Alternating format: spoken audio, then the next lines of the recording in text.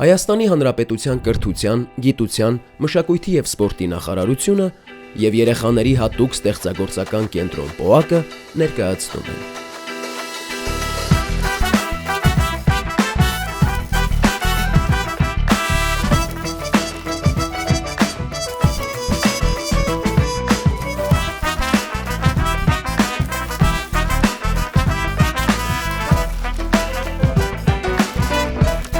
Քո արվեստը դպրոցում։ Այսօրվա հանդիպումը տեղի ունեցավ Կոտայքի մարզի Բջնի գյուղում։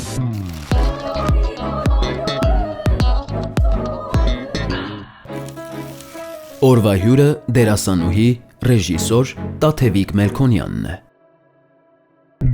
Տաթևիկ Մելքոնյան, դերասանուհի, ռեժիսոր։ Ծնվել է 1980 թվականին Վանաձորում։ 1997-ից 1998 թվականներին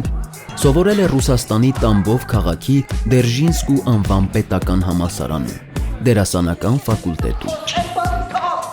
1998-ից 2001 թվականներին սովորել է Երևանի թատրոնի և կինոյի պետական ինստիտուտում, տիկնիկային թատրոնի դերասան բաժնում։ 2001 թվականից որպես դերասան աշխատում է Հովհաննես Թումանյանի անվան տիկնիկային և Ստանիսլավսկու անվան ռուսական դրամատիկական թատրոններում։ 2012-ից 2015 թվականներին խոսքի մշակույթ և դերասանական վարպետություն է դասավանդել Հայ-ռուսական համալսարանում։ 2016-ից դասախոսում է Երևանի թատրոնի և կինոյի պետական ինստիտուտում բեմական խոսք և դերասանական վարպետություն առարկան։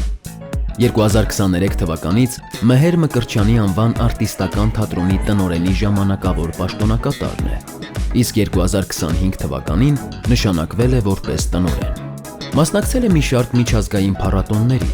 նշանակալի հաջողություններ գրանցել բազմաթիվ մրցույթներում։ 2018 թվականին ԱՊՀ Բալթյան երկրների Վրաստանի 3-րդ միջազգային փառատոնում արժանացել է Գրան պրիի որպես «Ես այստեղ եմ» ներկայացման ռեժիսոր։ 2019 թվականին Տաթևիկին շնորհվել է Արտավազդ Հայաստանի ամենամյա թատերական մրցանակ «Տարվա լավագույն դերասանուհի» անվանակարգում։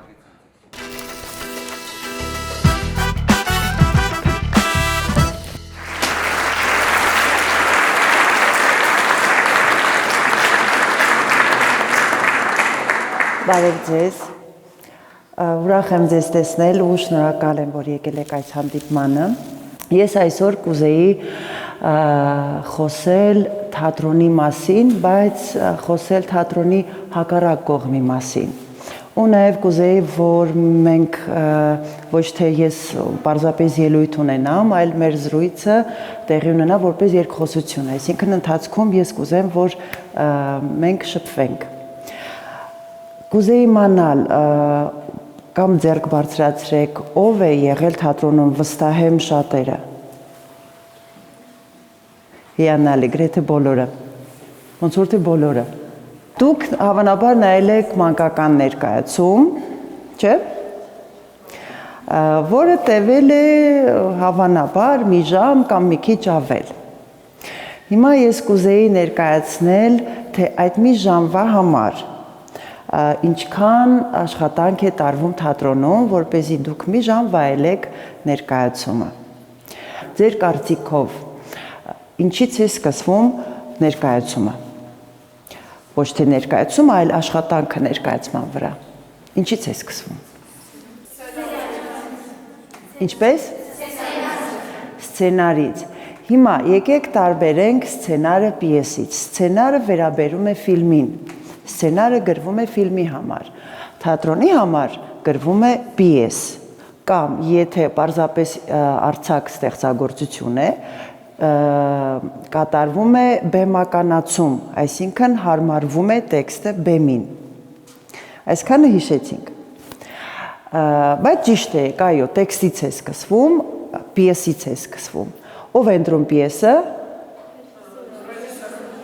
Ռեժիսորը, բեմադրիչը։ Լինում է նաև հակառակը, երբ որ պիեսի հեղինակը ինքն է գտնում ռեժիսորին և առաջարկում է, որ իր պիեսը բեմադրվի, այդպես էլ է լինում։ Շատ լավ։ Հետո ինչ է կատարվում ձեր կարծիքով։ Պիեսը ընտրեց ռեժիսորը, հետո։ Ընտրում է դերասաններ։ Շատ ճիշտ եք։ Ընտրում է դերասաններ։ Քանակը դերասանների կարող են լինել շատ տարբեր ըստ պիեսի, կա մենա ներկայացում, կա մոնո ներկայացում, որ մի դերասան է զբաղված եւ արդեն այլ տեսակի ներկայացումներ։ Ընտրեցինք պիեսը, ռեժիսորը ընտրեց պիեսը, ընտրեց դերասանին։ Եկեք ես գրեմ հերթով, հա, որ հետո պատկերացնենք, թե ուրեմն ինչ ասացինք պիեսը, առաջինը պիեսը, հա։ Երկրորդը ռեժիսորը, բեմադրիչը։ Երրորդը դերասաններ։ Տվյալ պարագայում վերցենք մի դերասան, հա։ Ասենք թե մենա ներկայացում է։ Հետո փորձերը իհարկե կատարվում են, բայց ներկայացումը պետք է սովորի, դա կատարվում է փորձի ընթացքում, բայց էլ ով է պետք ներկայացումը ստեղծելու համար։ Չէ, օպերատորը ֆիլմում, դեկորատոր, բայց դեկորատորը հետո, մենք դեռ դեկորատորին կհասնենք, իսկ ինչ է սարքում դեկորատորը։ Ով է հորինում այն, ինչ որ պետք է սարքի դեկորատորը։ Դիզայները, ուրիշ բառով, նկարիչը, ահա, նկարիչը։ Մենք ունենք և բեմ, և հագուստներ, այսինքն պետք է առանձնացվի, չէ, բեմա նկարիչ և զգեստների նկարիչ, հա։ Հետո, էլ ինչ ունենք, ներկայացման ձայն, ով ասած ձայն, այսինքն երաժշտություն նկատի ունեք, ահա, երաժշտություն, այսինքն լինում է երկու տարբերակ, կամ երաժշտությունը գրվում է, կամ ընտրվում է, այսինքն ունենք կամ կոմպոզիտոր, կամ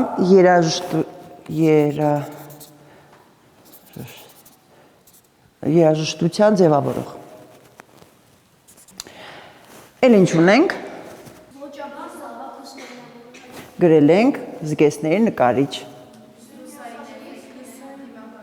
լուսային նկարիչ, լուսային նկարիչ, հիմա, այսքանը պարտադիր ներկայացուցիչներն են, որպեսզի սկսեն աշխատել ներկայացման վրա։ Ինչ կարծիք ունեք, ներկայացումը ինչքան է տևում, փորձերը ինչքան են տևում։ Մեկ ամիս։ Գրենք 1-ից 6 ամիս, որովհետև լինում են բարդ ներկայացումներ, որ երկար ժամանակ է պահանջում, հա։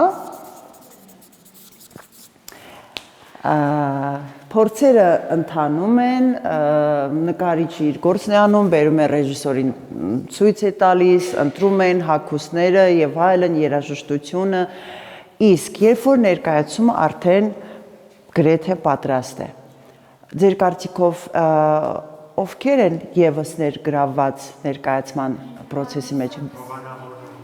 Հովանավորները շատ կարևոր հանգամանք է, բայց ով ասած գրիմյոր, դիմահարդարը, էլ, եկեք գրենք դիմահարդար, վարսահարդար, որովհետև հիմնականում իրենք երկուսն էլ անում են, էլով, նայեք, նկարիչը մտածեց բեմում ինչ պետք է լինի, ով է սարքում դա։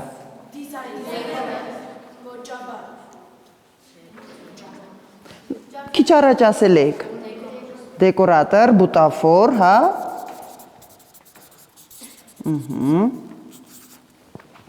իսկ հագուստները,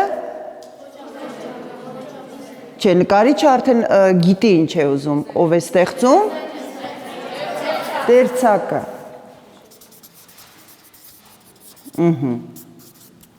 Դերձակը։ Հիմա հագուստներն էլ են պատրաստ, բեմն էլ է պատրաստ, բեմը ով պետք է դասավորի։ Չէ, ռեժիսորը դահլիճում նստած ասում է ինչ անեն։ Ով։ Այդ ծանր, այդ ամեն ինչը, որ բեմը պիտի կառուցվի, ով է բերում։ Բեմի մեքենավարը։ Ամենակիչը 2-3 հոգի պարտադիր պետք են, հա։ Իսկ մանր առարկաները ով է դնում։ Ինչպես է կոչվում փոքրիկ առարկաները բեմում, ռեկվիզիտ, հա, մենք ասում ենք դրա ռեկվիզիտ, ռեկվիզիտոր, հա։ Հագուստները ով է տալիս։ Դերձակը արդեն հանձնել է թատրոնին։ Հանդերձապահը, հա, ինքը պատրաստում է, այնտեղ արթուկում է եւ այլն, լվանում է, արթուկում է եւ արդեն տալիս է դերասանին, որպեսզի դերասանը հագնի եւ դուրս գա բեմ, հա, հանդերձապահը։ Հիմա մենք խոսեցինք երաժշտությունից, ձեր եւ լույսից, այսինքն եթե լուսային նկարիչը ստացել է ձևավորումը եւ երաժշտությունը արդեն ունենք, ով պետք է վարի ներկայացման ընթացքում։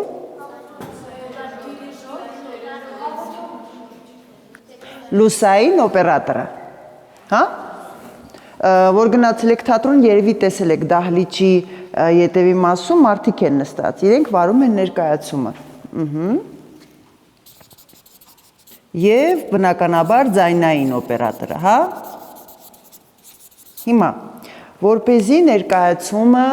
անխափան ընթանա, ամեն ինչ լավ լինի, ամեն ինչ նախապես ստուգված լինի եւ ընթացքին ինչ որ մեկը պետք է հետևի։ Ձեր կարծիքով ով է։ Ռեժիսորի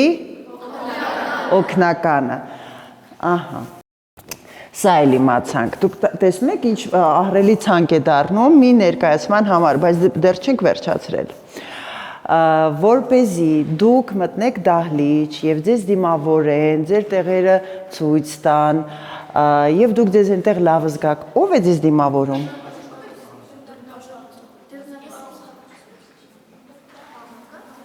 Հսկիչները, հա, որ տոմսը վերցնում են, ստուգում են, հա, հսկիչները։ Ամենակիչը 2 հոգի։ Իսկ տոմսերը ումից եք ձեռք բերում։ Տոմսավաճառից։ Իսկ ով է ապահովում այդ մաքուր բեմը, մաքուր դահլիճը, մաքրուհիները։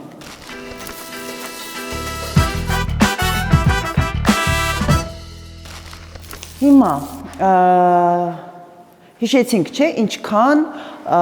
դժվար աշխատանք է 1-ից 6 ամիս,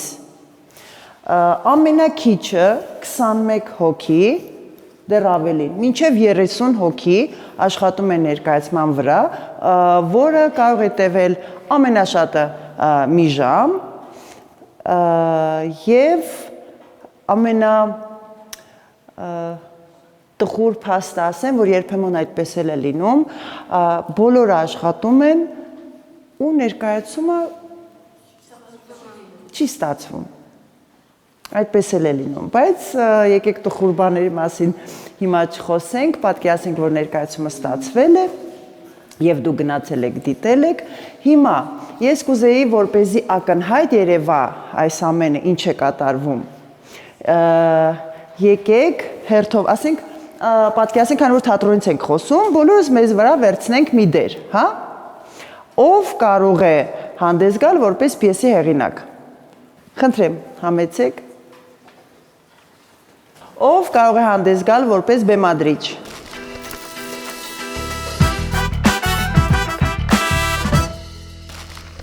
Խնդրեմ կանգնեք այստեղ։ Ես հիմա չեմ թվարկում այն մարդկանց, ովքեր աշխատում են վարչական մասով, հաշվապահություն եւ այլն եւ այլն։ Չնայած իրենք էլ իրենց շատ կարևոր գործն են կատարում։ Ես հիմա խոսում եմ միայն ստեղծագործական մասով։ Հիմա ես ուզում եմ եկեք առաջ, խնդրեմ։ Երբ պատկերացնենք, որ մենք բեմադրում ենք մենաներկայացում մի դերասանի համար։ Ու մի դերասանի համար աշխատում է ամենակիչը այսքան մարդ։ Ինչու եմ ես ուզում ընդգծել։ Ես շատ հաճախ տեսնում եմ, համեցեք դուք էլ կանգնեք, շատ հաճախ տեսնում եմ, որ երեխաները գալիս են թատրոն, ոգևորված, մեծ հաճույքով գալիս են, բայց ցանկալի է, որ երեխաները թատրոնում իմանան իրենց ինչպես դրսևորեն ու հարգեն այն մարդկանց աշխատանքը, որոնք ամիսներով մի ժամվա համար ահռելի ու տանջալից աշխատանք են կատարել։ Պարզապես կուզեի, որ այդ երկխոսությունը մեզ մոտ լինի ու մենք զգանք այդ կապը ու հարգանքը միմյանց հանդեպ, հուսամ գոնե դուք արդեն գիտեք թատրոնում ձեզ ինչպես պիտի դրսևորեք, որ ներկայացման ժամանակ չեն ուտում, չեն խոսում, ներկայացման վերջում ծափահարում են եւ ցանկալի է կանգնած ծափահարել, քանի որ դերասանները վերջում խոնարհվում են ձեզ։ Ավելի շատ այս մասին կուզեի ձեզ հետ խոսել եւ ներկայացնել, թե իրականում ներկայացման հետևում ինչքան աշխատանք է տարվում։ Հուսամ ձեզ համար հետաքրքիր էր։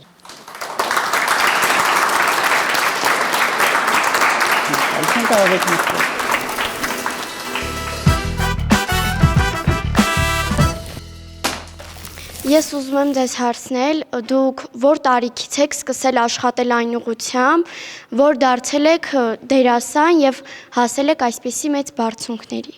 Ես շատ փոքր հասակից եմ հասկացել, որ ուզում եմ զբաղվել այս մասնագիտությամբ,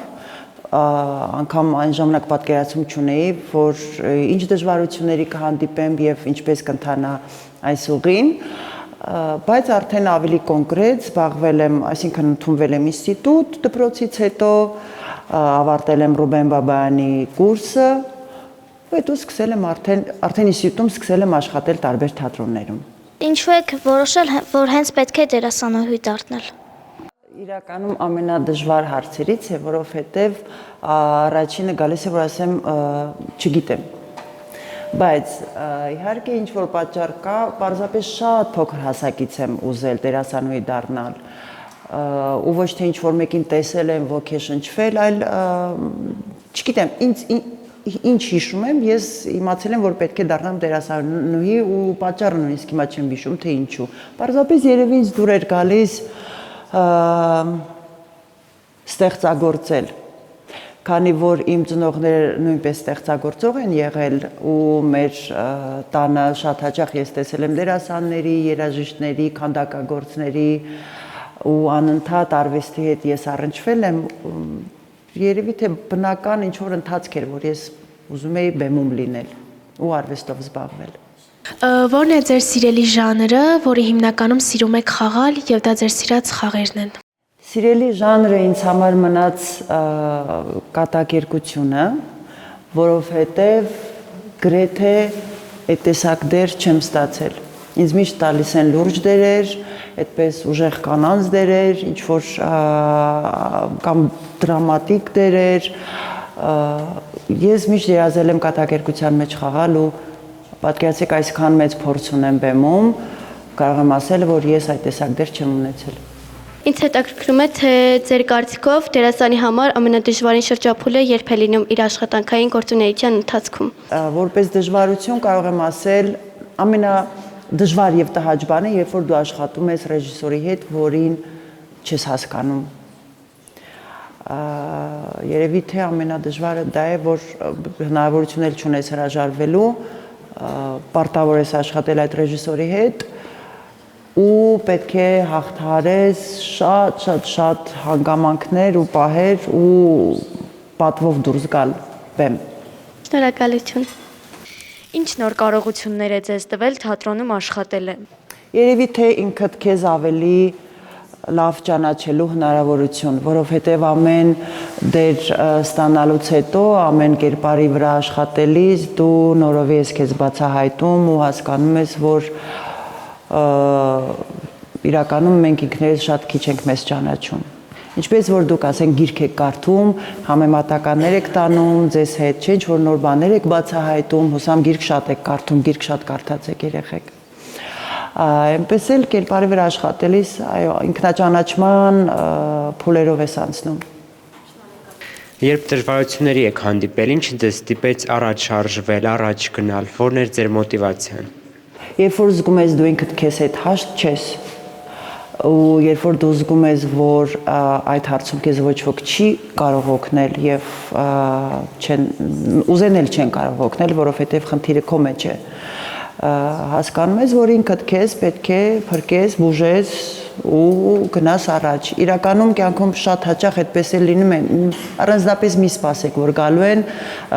խնդրելու են կամ առաջարկելու են, որ ձեզ օգնեն։ Հա, մենք միմյանց բոլորս օգնում ենք, բայց լինում են պահեր, իրավիճակներ, երբ դուք ինքներդ պետք է ձեզ օգնեք։ Եթե ոչ դերասանուհի, ապա ինչ մասնագիտություն կընտրեիք։ Որևէ գեղեցիկ վայրում կմնայի տանը եւ կգրեի։ Եթե ստացվեր իհարկե։ Դուք աշխատում եք համ թատրոնում, համ նկարահանվում եք ֆիլմերում, որն է ավելի բարդ։ Ինձ համար ավելի բարդ է եւ հետաքրքիր թատրոնում, որովհետեւ շատ փոքրիկ օրինակ բերեմ, ֆիլմում եթե ինչ որ մի կադր չհաջողեց, դու կարող հնարավորություն ունես մի անգամ էլ նկարել, երկրորդ անգամ, երրորդ անգամ չմասում անընդհատ։ Բայց թատրոնում դու այդ հնարավորությունը չունես ու թատրոնում շատ կենթանի է ամեն ինչ։ Այսինքն դու ինչ որ այս պահին արեցիր, չես կարող ոչ ուղղել, ոչ հետ գնալ, պետք է լավ անես, թատրոնը ավելի բարդ է։ Եղել են ներկայացումներ, որի ռեժիսորը եղել եք դուք եւ հենց այդ ներկայացումներում է խաղացել եք։ Եթե այո, նշեք։ Կան ռեժիսորներ, որոնք բեմադրում են եւ խաղում են իրենց ներկայացումների մեջ, բայց ես այդ տեսակը չեմ։ Դա կարծում եմ չեմ էլ խաղա, որովհետեւ առիթներ եղել են, նույնիսկ ասել են ոչինչ դու ընտրի դերասանուհի, հետո դու ոնց որ դուբլյորով կխաղաք, ես դրանից էլ եմ հրաժարվել, որովհետև ես պարտադիր պետք է կողքից ամեն ինչ տեսնեմ։ Ես ինձ համար անհարմար վիճակի մեջ կհայտնվեմ, իսկ ես սիրում եմ հարմար վիճակներ բնականաբար։ Ինձ հետաքրքիր է արդյոք այս ոլորտում ճանապարհը բարդ էր եւ դժվարություններից հետո հեշտ եք ոտքի կանգնել ու առաջ շարժվել, թե ոչ։ Իհարկե այս ճանապարհը շատ բարդ է, որովհետև նաև դու անընդհատ ես աշխատում, եթե դերասան ես, նույնիսկ քնած ժամանակ, քո ուղեղը չի անջատվում, դու մտածում ես կերպարի մասին, դու մտավոր աշխատանք ես կատարում, դու տանն ես աշխատում եւ շատ հաճախ այդ աշխատանքը չի գնահատվում։ Այո, լինում են դեպքեր, երբ քեզ թվում է, որ դու անզոր ես, որ դու իզուր ես ընտրել այս մասնագիտությունը, եղել է անձամբ ինձ հետ եղել է, որ ես թատրոնից դուրս եմ եկել եւ մտածել եմ, որ սա իմը չի եւ ինձ մոտ ոչինչ չի ստացվում, բայց հետո հասկանում ես, որ ոչ ոք չի գալու եւ քեզ չի խնդրելու, որ դու գործդ շարունակես, որովհետեւ դերասանները շատ են եւ ամեն մեկ իր ճանապարհն է հարթում։ Ինքդ պետք է կարողանաս որոշում կայացնել վերադառնալ թե ոչ եւ ինչքանով է դա քեզ պետք եւ արդյոք ունես այն ուժը, որպեսզի հաղթարես, որովհետեւ անընդհատ մենք հաղթարում ենք ինչ որ մի բան, նույնիսկ եթե ամեն ինչ հարթ է ընթանում, կերպարը ստեղծելը արդեն իսկ հաղթահարել է, այդքան էլ հեշտ բան չի լինել ուրիշի պատկերացում, ավելի ճիշտ ուրիշի պատկերացումները իրականացնել տվյալ պարագայում հեղինակի, ռեժիսորի եւ այլն։ Այո, ճանապարհը բարդ է, բայց ցանկացած ճանապարհ է բարդ։ Ես եթե թույլ կտակ որպես խորհուրդ ասեմ, ինչ մասնագիտություն էլ ընտրեք, ես կցանկանայի, որ դուք չընկճվեք ու եթե հանկարծ այդպիսի ինչ որ պահեր լինում են, գոնե 24 ժամ ձեզ տակ մտածելու համար, արդյոք ես այս ամենից հրաժարվեմ, թե պարզապես ինձ թեթև դադար է պետք, որպեսզի ես ուժ հավաքեմ ու ավելի վստահ շարունակեմ։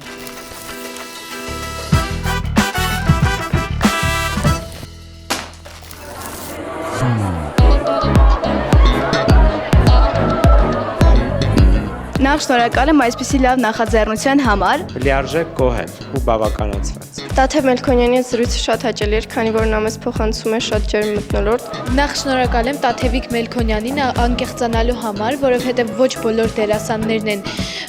անկեղծանում մեզ հետ։ Ամեն ինչ ինձ գոհացրեց նամանավանդ ֆորմատը, որ խոսում ենք նաև մենք, ոչ միայն գլխավոր կերպարը, որ պիտի ներկայանա, որը ապահովում էր մեր կապը եւ հետաքրքրությունը։ Ինձ դուր եկավ, որ նա խոսում էր իր դերասանական կյանքի եւ իր անցած փորձի մասին։ Ինձ վրա մեծ տպավորություն թողնվեց դերասանու կերպարը, խոսելու ձևը, անմիջականությունը։ Հեռանում ենք այստեղից, պահելով մեզ այս հիշողություններն ու տպավորությունները, քանի որ մեզ համար մեծագույն պատիվ է զրուցել անվանի դերասանուհու հետ։ Վերադառնում ենք դրական եւ վառ էմոցիաներով։ Կցանկանանք վերադառնալ այստեղ կրկին։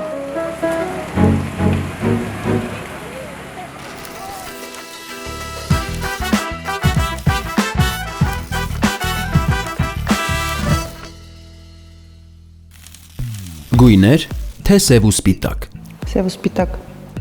Լուսաբաց, թե մայրամուտ։ Լուսաբաց։ Սուրճ, թե թեյ։ Սուրճ։ Ինքնաբուխություն, թե պլանավորում։ Ինքնաբուխություն։ Աշխատելիս լռություն, թե երաժշտություն։ Լռություն։ Որն է ձեզ ոգեշնչած ամենատարօրինակ բանը։ Օծանելիք, որը ինձ հուշեց ներկայացման վերնագիրը գտնելու համար։ Որն է ձեզ վրա ամենամեծ ազդեցությունն ունեցած գիրքը։ Վարպետն ու Մարգարիտան Բուլգակով։ Ինչն է, որ միշտ կա ձեր արվեստանոցում կամ աշխատասեղանին։ Թուղթուգրիչ։ Հայտնիներից ում հետ կցանկանայիք հանդիպել։ Կզրուցեի Բուլգակովի հետ։ Արվեստը ցավից է ծնվում, թե սիրուց։ Սիրուց, ինձ մոտ։ Որն է արվեստագետի գերբնական ուժը։ Այս պահին եկավ սեփական վախերը, բայց վստահ չեմ, որ դա է։ Առանց ինչի չեք կարող ստեղծագործել։ Առանց ինձ հետ կռվելու։ Նշեք մեկ բառ, որը լավագույն կերպով բնութագրում է ձեր արվեստը։ Ծուռ։ Ինչն է ավելի դժվար՝ խոսել, թե լռել։ Դժվար է խոսելը։ Եթե կարողանայիք միայն մեկ ուղերձ փոխանցել աշխարհին, որը կլիներ այն։ Խաղաղություն,